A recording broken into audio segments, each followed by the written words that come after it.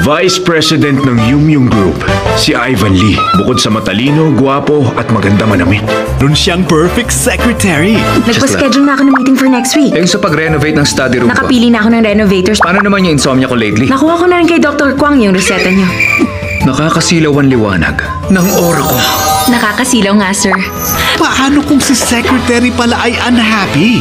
Mabuti pa, sir, maghanap na kayo ng kapalit ko. Kasi, sir, magre-resign na ako.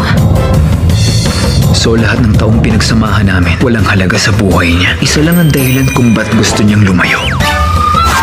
Bakit nga kasi? Dahil si Miss Kim ay in love sa akin. No way, never. What's wrong with her? Ano ba yan? Mag-ingat ka next time.